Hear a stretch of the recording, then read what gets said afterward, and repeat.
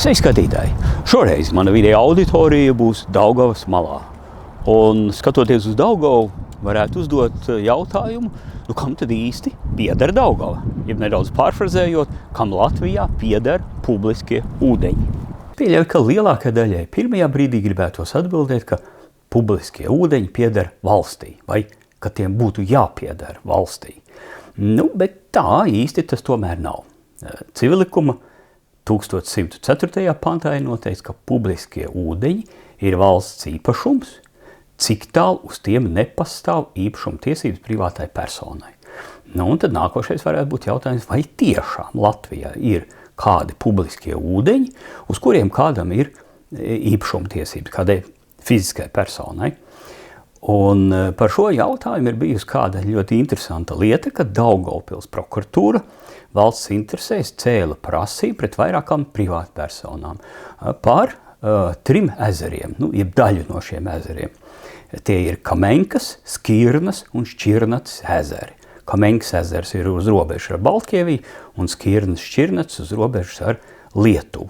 Un tad Daugavpils prokuratūra uzskatīja, ka ir jāizbeidz īpašuma tiesības. Šīm privātpersonam jāizbeidz īpašuma tiesības, un tomēr Satversmes tiesas atzinums bija nē, ka lieta ir jāizbeidz, un arī vairāki citi gadījumi patiesībā ir Latvijā.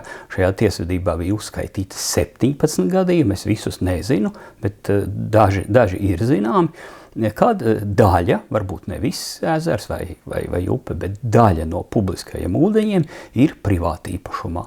Tad es pieļauju, ka tā arī varētu būt, ka šie kaut kur līdz 20 īpašuma tiesības ir.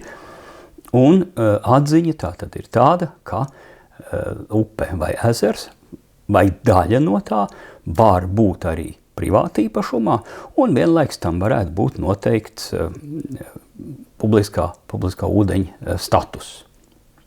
Tas gan, ka šiem publiskajiem ūdeņiem ir īpašs status, tas gan ir fakts. Tā piemēram, saskaņā ar zemes pārvaldības likumu ir pirmpirkuma tiesības. Valstī ir pirmpirkuma tiesības uz šādiem īpašumiem. Un kā arī, ja sabiedrībai ir vajadzīgi šādi publiskie ūdeņi, tātad nekustams īpašums zem ūdeņiem, piemēram, es pieļauju, ka robežu joslā tas varētu būt, tad jau nav izslēgta īpašuma atsevināšana sabiedrības vajadzībām, kas, protams, ir, bet tad gan ir jāpierāda, ka patiešām tas ir sabiedrībai nepieciešams. Šādā veidā īpašumi varētu tikt atsevināti. Bet ne tā kā Daugavpils prokuratūra to bija iedomājusies, ka vienkārši izbeigtu īpašuma tiesības bez taisnīgas kompensācijas, vienkārši izbeigtu tāpēc, ka tie ir publiskie ūdeņi. Nē, tas nesanāca.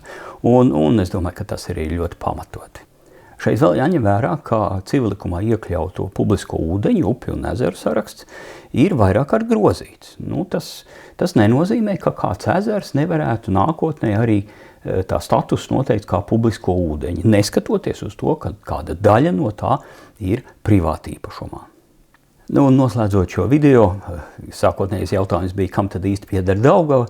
Daugava pieder valstī. Ar dažām zemes vienībām ap Hesiem, bet tie ir tikai daži izņēmumi, bet kopumā jāsaka, ka Daugava pieder, protams, valstī. Bet pats galvenais noslēdzot šo video, galvenā atziņa no tā ir, ka jēdziens publiskie ūdeņi nav sinonīms jēdzienam valsts īpašums. Ar to arī noslēdzu šo video. Paldies, ka skatījāties. Visu labu!